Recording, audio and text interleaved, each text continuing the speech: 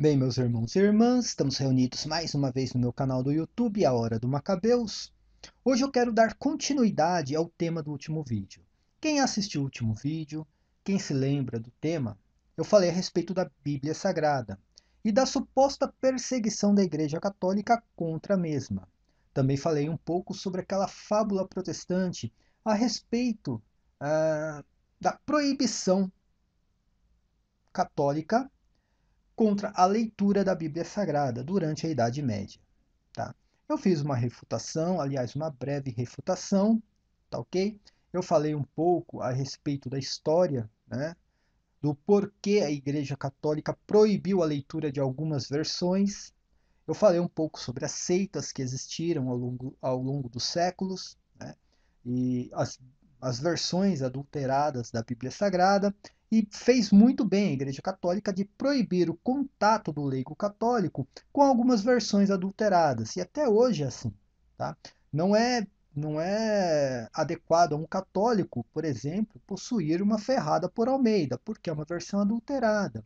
Na época, além, né, das adulterações, as seitas, como os cátaros, os valdenses, eles faziam uma interpretação bem obscura da Bíblia Sagrada, tentando impor as suas heresias dentro do cristianismo. E graças a Deus, a Igreja Católica, né, ela, além da proibição, né, da leitura dessas versões, no qual você vai ver sobre o vernáculo popular, além da proibição, né, a Igreja Católica deu a solução, ela impôs o imprimatur, né, toda a Bíblia que tinha o imprimatur era lícita, né, toda era adequada para o católico ler, e assim também a Igreja Católica combateu severamente todas as heresias, né, principalmente as heresias dos cátaros. Né. Bem, isso é um tema também para um outro vídeo. O que eu quero nesse vídeo aqui é provar que quem perseguiu a Bíblia Sagrada e persegue até hoje são os próprios protestantes. Eles perseguem aquilo que é a única fonte de fé. Né? É impressionante. Eu vou fazer este vídeo aqui um pouco didático, tá? Eu não vou ficar colocando muita coisa, porque eu não tenho muito tempo. Fiz esse PDF um pouco correndo, eu infelizmente eu estou meio sem tempo. Eu vou colocar aqui para você aqui a opinião de alguns protestantes, por exemplo, aqui na história da Igreja Cristã, o autor vai dizer exatamente o Concílio de Hipona, né, em 393, e o terceiro, né, o Concílio de Cartago, em 397, sob a influência de Agostinho, que participou de ambos, fixou o cânon católico das Escrituras, incluindo os deuterocanônicos do Antigo Testamento. Tá? Bom, ele vai falar exatamente, eu não vou aqui ficar lendo todo, né, todo o texto, ele vai falar exatamente assim que este cânon permaneceu intacto até o século XVI e foi aprovado pelo Concílio de Trento na sua quarta sessão. Ou seja, o próprio autor protestante diz que a Igreja Católica jamais adulterou as Escrituras, jamais incluiu qualquer livro dentro das Escrituras.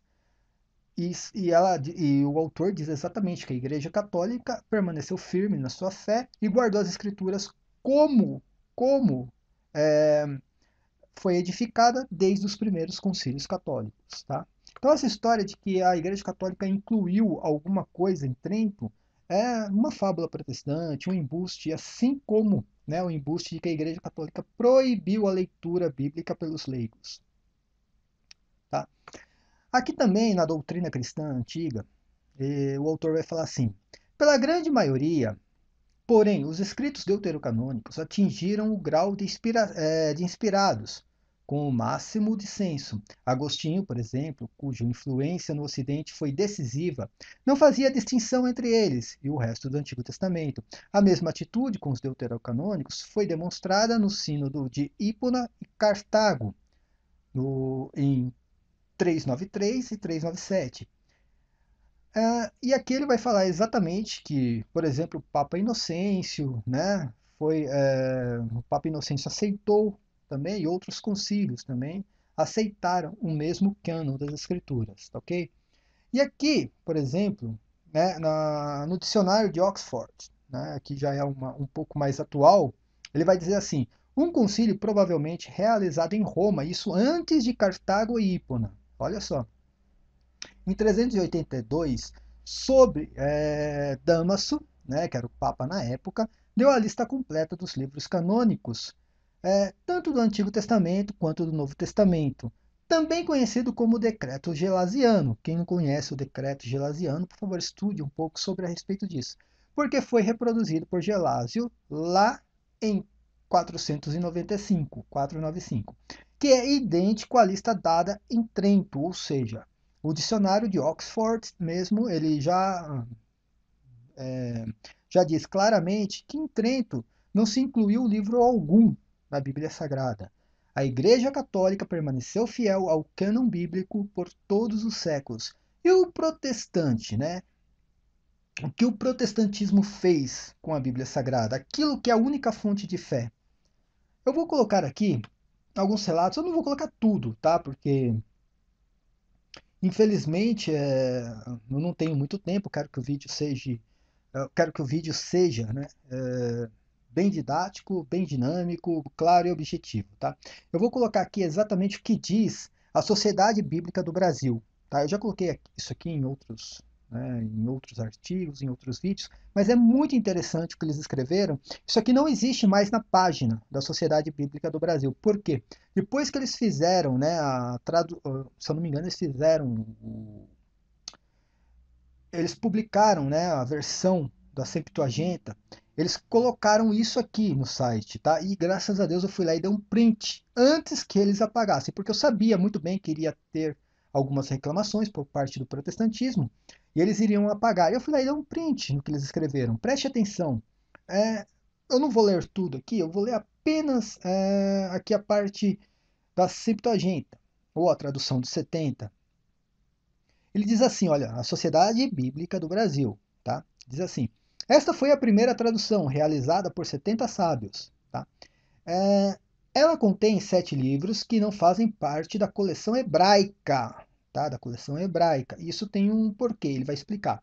Pois não estavam incluídos quando o cânon, ou a lista oficial do Antigo Testamento, foi estabelecida por exegetas israelitas no final do primeiro século. Olha só, no final do primeiro século. Isso aqui não tem nada a ver com Esdras, com os profetas, não tem nada a ver com o suposto 400 anos interbíblico, né, que o protestantismo inventou, tá? Tá falando, este cânon hebraico que não possui os 7 livros deuterocanônicos foi definido, né, pelos israelitas apenas no final do primeiro século.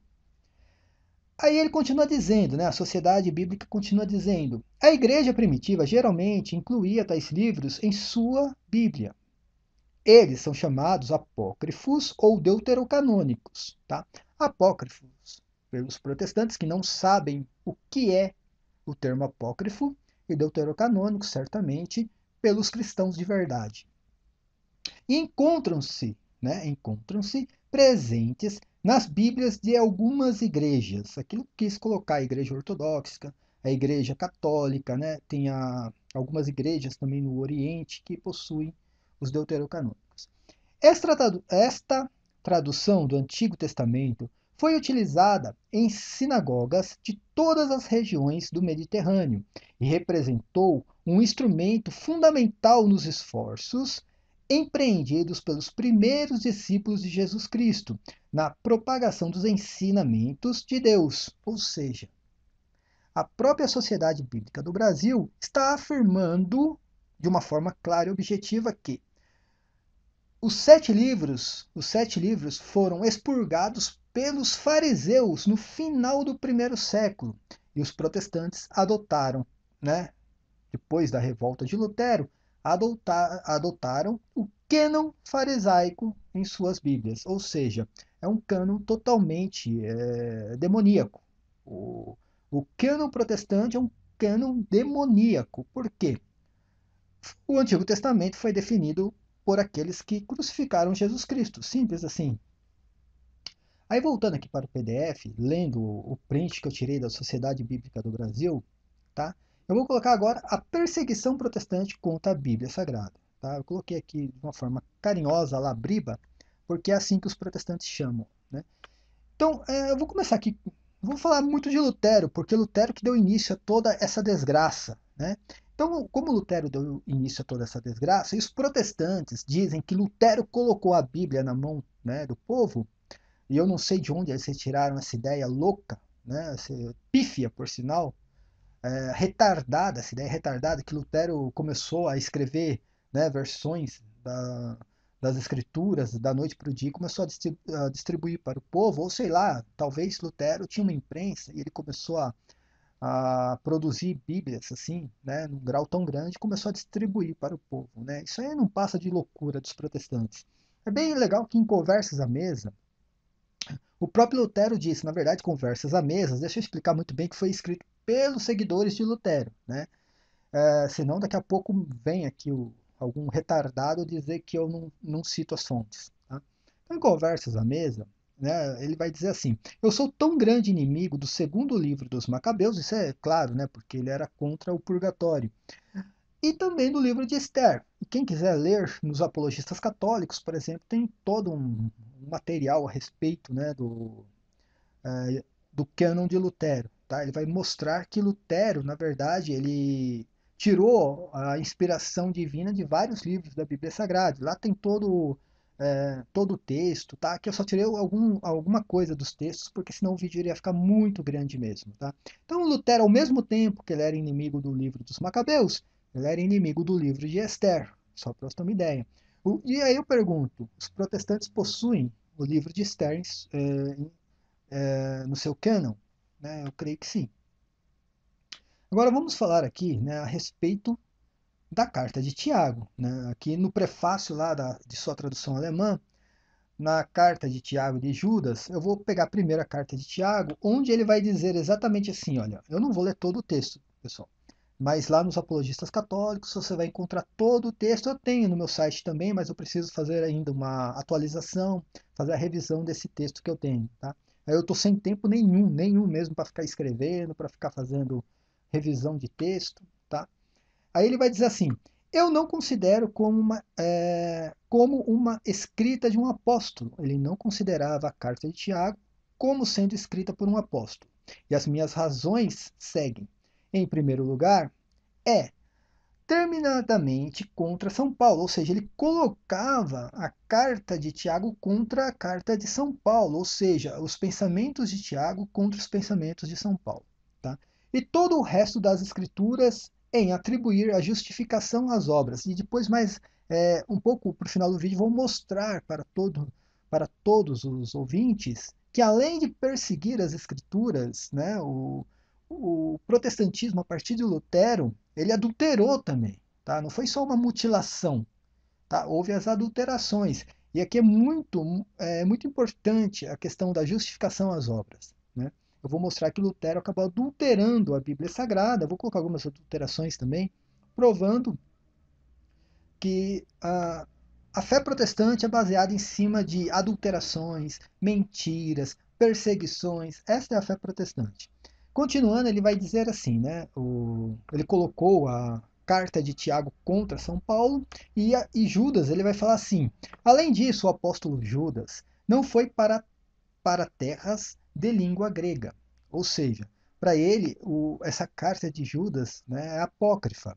E ele termina assim dizendo: é uma epístola que não precisa ser contada entre os principais livros que deveriam lançar as bases da fé. Tá? Então, para ele, a carta de Judas, na verdade, ele vai falar em todo o texto. Quem quiser ler o texto, continua aqui fazendo propaganda do site dos apologistas católicos. E o Caia Farsa tem um grande material também. Tá? Você pode ler todo o texto, ele vai falar exatamente que Judas foi, né, para um outro local. Essa carta, na verdade, como se diz, é uma duplicação da carta de Pedro, né, da segunda carta de Pedro, porque tem muita coisa em comum. E ele vai fazer toda uma explanação a respeito disso, ok? O importante é saber que ele retirou a inspiração divina da carta de Judas. E o livro do Apocalipse, tão citado aí pelos protestantes, né, os adventistas, que usam muito o livro do Apocalipse, para perseguir a Igreja Católica, dizendo que o Papa é a besta do Apocalipse, que a Igreja Católica é a prostituta da Babilônia. tá? E outros retardados também que possuem por aí, fazendo do livro do Apocalipse o seu manualzinho de perseguição contra a Igreja Católica, né? Não passa de um retardadismo mental tudo isso aí, tá ok? E eu não incluo os verdadeiros evangélicos nessa. Eu conheço vários evangélicos que realmente seguem a sua fé de uma forma, de uma forma verdadeira, tá? E, e seriamente. Eles não precisam perseguir igreja alguma para seguir a sua fé. Mas é importante saber que Lutero perseguiu a Bíblia Sagrada, né? Os protestantes acusam os católicos e não conhecem a sua própria história. Olha só o que Lutero fala a respeito do Apocalipse, né? Eu não vou ler, eu só vou ler aqui o que está em vermelho. Ele diz: Eu sinto falta de mais de uma coisa neste livro. E isso me não faz considerá-lo nem apostólico nem profético. Olha só. Então, Lutero ele não considerava o livro do Apocalipse nem apostólico nem profético. Ele vai citar também algumas coisas a respeito dos padres da igreja nos primeiros séculos, porque realmente alguns padres na época não aceitaram o Apocalipse como um livro profético, aliás, um livro inspirado por Deus e de autoria de João Evangelista. Mas isso, na verdade, foi antes do cânon, né, da definição do cânon do Novo Testamento. Então, alguns padres realmente, entre o segundo e o terceiro século, possuíam várias dúvidas a respeito do livro do Apocalipse. Porém, a partir do Concílio de Cartago e Hipona, né, acabou essa desconfiança e o livro do Apocalipse foi considerado um livro canônico inspirado por Deus. E ele termina dizendo assim: Eu não posso de maneira nenhuma detectar que o Espírito Santo o produziu. Né? Então retirou totalmente a inspiração daquele livro mais usado pelos protestantes contra a Igreja Católica. Lógico, fazendo todas as suas aberrações em cima da sua interpretação. E aqui eu vou colocar algumas adulterações dentro da Bíblia Sagrada, principalmente lá nas Ferradas por Almeida, porque assim, é impressionante. O protestantismo diz que deu a Bíblia para o povo, mas deu algo adulterado. Tá? E a principal adulteração protestante, existem mais de 300 principais. Né? Na verdade, adulterações existem várias, mas as principais são contadas através né, dos estudiosos, que existem mais de 300 adulterações que implicam inteiramente na fé protestante. Tá? E aqui todo mundo conhece esse texto aqui, acho que de Romanos, né? O justo viverá pela fé. Tá? Na verdade, São Paulo ele acaba citando, né, o Antigo Testamento, tal, mas não vou entrar nessa questão de onde ele citou. A questão é que Lutero incluiu aqui o termo somente. Né? Então, isso é o protestantismo. Tá? O justo viverá somente pela fé, porque ele era contra a carta de São Tiago, ele era contra a fé e obras, ele inventou uma nova doutrina para o protestante, né? Para o protestantismo, para aquilo que ele estava criando naquele momento. E ele, infelizmente, aquilo contrariava totalmente as escrituras sagradas. Então, além de retirar livros canônicos, como os deuterocanônicos, como o livro de Esther, negar a inspiração do livro do Apocalipse, Judas, Tiago, acho que Hebreus também, se eu não me engano, tá? Ele começou a adulterar, né? Então, ele pegou os escritos de São Paulo, que ele seguia fielmente, segundo, né, a história, e começou a adulterar também os escritos de São Paulo. E aqui onde diz o justo viverá pela fé, ele colocou somente pela fé. Isso aqui engana o protestante até hoje. Tá? Engana o protestante até hoje. E é importante dizer que, depois da adulteração, ele diz assim: a carta de Tiago é uma carta de palha, pois não contém nada de evangélico nela. Tá? Aí, então ele adultera a Bíblia Sagrada e aí ele pega algum livro que vai contra aquilo que ele adulterou e retira a canonicidade. Né? Esse foi Lutero, o beberrão safado sem vergonha que possuía várias mulheres. Esse foi Lutero, o autor, né, o que deu início a essa desgraça toda que nós vemos por aí, tá ok? É importante sim pegar algumas adulterações, né? Eu vou pegar aqui três e eu poderia fazer um vídeo aqui citando só as adulterações protestantes. Eu ficaria aqui no mínimo 12 horas, né? 12 horas fazendo o vídeo. Mas aqui é importante, por exemplo, lá no Antigo Testamento, no livro de Isaías, onde diz: Eu sou o Senhor, esse é o meu nome, não darei a outro a minha glória, nem a imagem o meu louvor. Na verdade, que não tem o termo imagem, é o termo ídolo. Eles adulteram a Bíblia Sagrada e começam a espremer a Bíblia Sagrada para a Bíblia dizer aquilo, né, que eles desejam. E eles vão lá eles mudam, modificam uma palavra, modificam um texto. Às vezes eles retiram, né, uma frase de um contexto para tentar enganar os seus fiéis. Na verdade é que o profeta está se referindo a ídolos, e nem sempre um ídolo é uma imagem, mas eles, para perseguir a Igreja Católica, eles substituíram o termo ídolo por imagem. Aqui no caso, por exemplo, para perseguir, né, o celibato, eles adulteraram o famoso versículo de 1 Coríntios, capítulo 9, versículo 5. Eu já fiz até um vídeo a respeito disso, mostrando que isso aqui foi adulterado.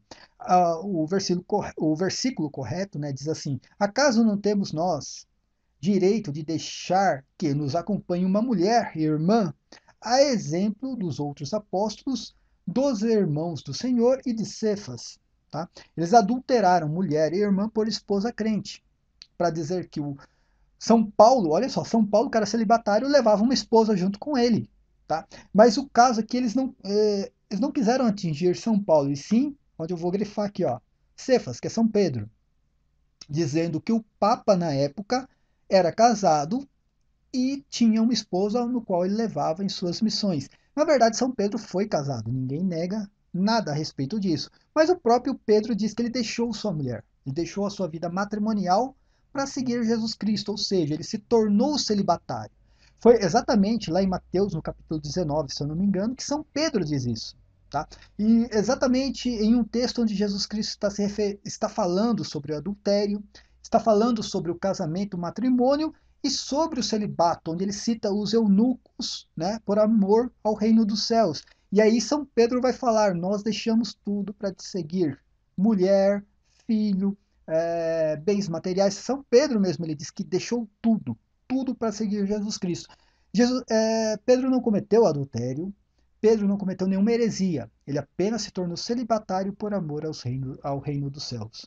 Ok? E eles foram lá e adulteraram mulher e irmã por esposa crente. O termo mulher, que se eu não me engano se chama gunaika, agora esqueci o termo, eu não sei nada de grego, gente, tá? Mas o termo grego ali realmente pode ser traduzido como esposa, desde que tenha um pronome possessivo junto, tá ok? Aí sim, aí você pode traduzir, né, o termo mulher por esposa, tá ok? Existem essas particularidades na Bíblia Sagrada. No caso aqui você está falando de uma mulher irmã, ou seja, aquelas mulheres que acompanhavam os apóstolos, né, auxiliavam a igreja. Mas enfim, protestantismo que adulterou o termo fornicação, o casamento falso, por adultério, para justificar, né, a questão do adultério, né, isso aqui não é nada perto do que eles já fizeram, tá ok? Aqui eu estou deixando aqui uma fonte, eu vou colocar depois outras também. Eu estou deixando cair a farsa, foi da onde eu retirei a maioria do material que eu estou colocando neste vídeo. Também tem os apologistas católicos, tem alguma coisa no Veritatis, né, no Monteforte também. Eu posso citar, não vou ficar aqui fazendo propaganda do meu site, porque muita coisa também a respeito dessas questões de adulterações eu retiro de outros sites, tá? Aqui eu não tenho problema nenhum, meu site é voltado totalmente para o Apocalipse, tá? E algumas coisas eu acabo buscando em outros sites, acabo buscando informações com outros apologistas. Ninguém sabe tudo neste mundo, gente. Somente tem um retardado aí na internet, né, um vagabundo que realmente é uma biblioteca humana. Tá? Ele já leu todos os livros que existem no mundo. Tá? Ele já leu de tudo, e em todos os idiomas, ele conhece tudo. Tá? Mas aqui não, aqui eu prefiro citar as fontes de onde eu retirei e, enfim, aqui eu estou provando apenas neste vídeo que realmente houve uma perseguição contra a Bíblia Sagrada. E, na verdade, existe essa perseguição até hoje, mas não por parte católica, e sim por parte protestante. A Igreja Católica se mantém fiel exatamente à Vulgata Latina, aquilo que São Jerônimo traduziu depois dos concílios de Roma, Cartago e Hipona. Tá ok? Assim eu termino mais um vídeo. Eu pretendo fazer outros vídeos a respeito do mesmo assunto, mostrando que a Igreja Católica jamais perseguiu a Bíblia Sagrada e muito menos proibiu a leitura da mesma. Tá ok? Ela proíbe até hoje, sim, a leitura de uma Bíblia adulterada. Tá? Por exemplo, a Ferrada por Almeida não é lícito católico ler. Tá? A Ferrada por Almeida é uma Bíblia totalmente adulterada, todas elas, porque existem várias versões. Todas elas estão adulteradas, tá ok? A King James é uma Bíblia, né, na versão inglesa. Não é uma Bíblia adequada, para falar a verdade, mas, assim, se você quer ler uma Bíblia né, numa versão em inglês, pode usar a, a King James, porém com ressalvas, tá? Do que está escrito ali, ok? Então, assim, realmente as Bíblias católicas possuem várias versões também, mas a Igreja Católica segue uma tradução apenas, que é a Vulgata Latina. O que tá se alguma coisa tiver contra a Vulgata Latina ou de um modo diferente, o católico precisa ir pesquisar o porquê aquela versão, né, colocou uma palavra diferente. Talvez, por exemplo, a Ave Maria possui uma linguagem mais popular.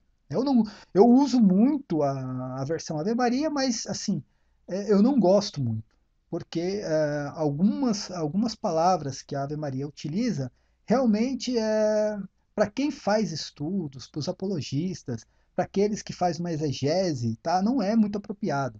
Né? A Bíblia de Jerusalém é uma Bíblia mais apropriada, porém tem ressalvas também, porque é uma Bíblia ecumênica. Tá? E eu pretendo fazer até um vídeo a respeito de traduções, né, das versões que o catolicismo possui, né, indicando quais são as principais versões para a leitura, né, para aqueles que querem fazer exatamente um estudo a respeito das Escrituras Sagradas. E assim eu termino mais um vídeo. Paz e bem a todos. Amém.